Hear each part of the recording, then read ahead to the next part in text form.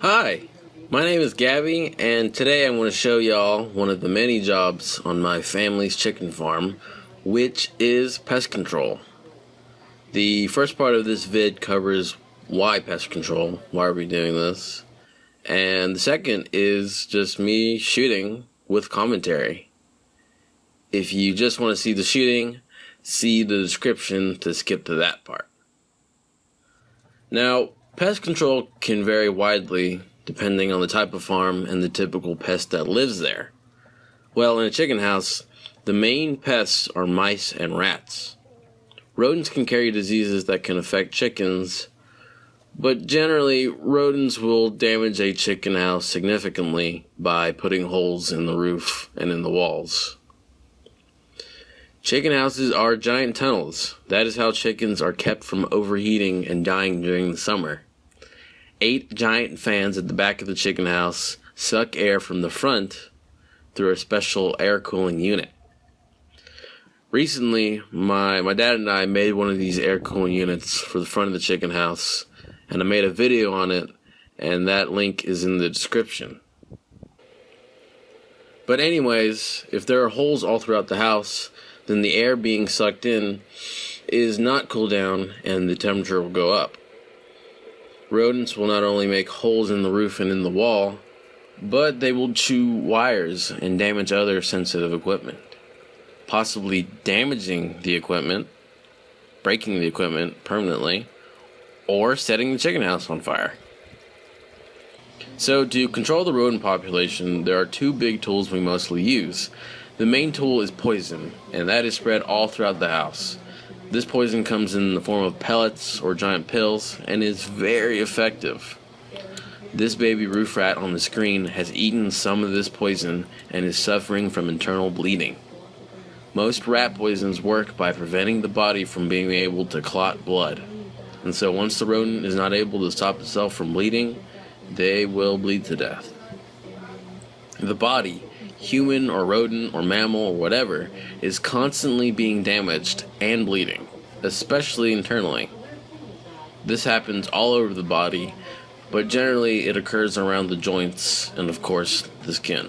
The other tool we use is my Benjamin Discovery with a Sightmark Photon night vision scope. A Benjamin Discovery is a pre-charged pneumatic air rifle.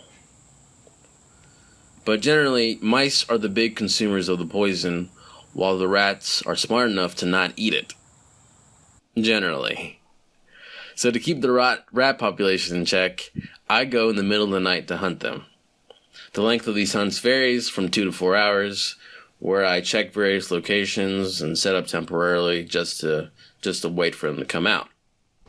Since I don't want to give away that I'm there, I use the night vision scope to not only shoot at the rats, but to also find them in the first place. So that means I have the scope constantly to my eye, no matter if I'm laying down, sitting, or standing up. So that means the gun gets real heavy, especially the longer that I'm out there.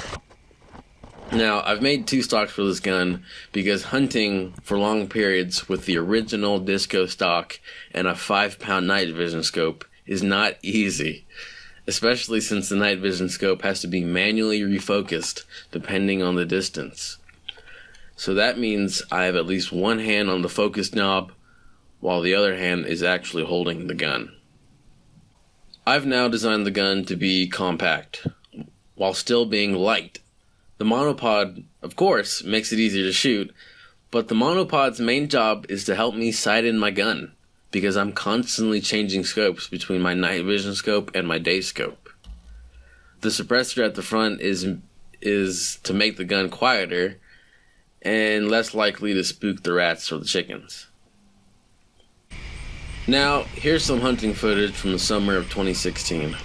The scope I'm using is a Sightmark Photon, and this is not the first night vision scope I've ever had. My first scope was an Armasight, and it was analog.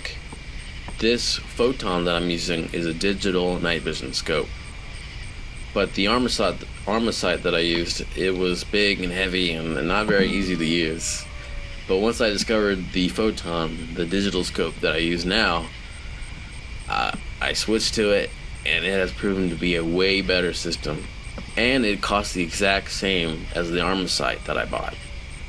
Not only is this photon lighter, but it's way easier to use, especially over long hunting durations. For this first shot, I spent about an hour watching him, but he was on the four-wheeler and I was scared, so I didn't want to hit the tire, so I waited for him to move.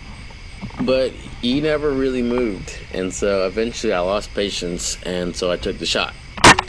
This was at the middle of the chicken house. This second shot takes place at the back of the house. There's a hole at the back door that they like to use to move in and out of the house.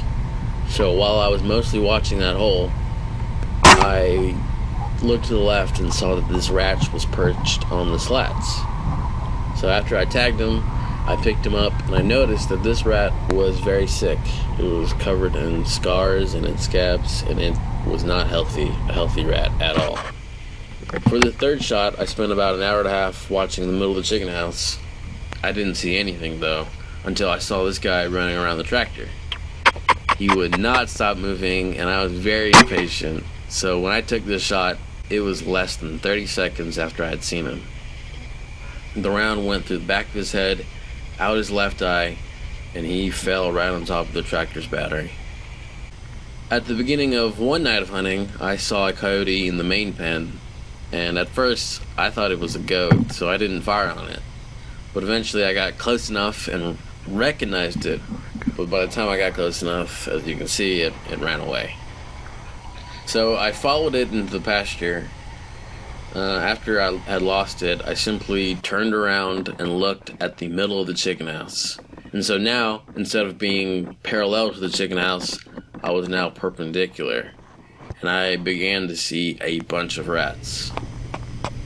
And so these shots that I'm showing you were the two shots that I thought I actually made. Because while I did see a lot of rats, I only killed one rat this night. So these two shots were the ones were closest to where I found the single rat that I got that night. On this night, I shot at 4 rats, but I could only recover 3. About 10 feet to the left of this rat, perched on the scale, is where I found the first rat of the night. The first rat that I shot. This rat, right next to the feeder bin, is the second rat that I was able to hit this night. And this rat at the back of the chicken house is the last rat I was able to tag for the night.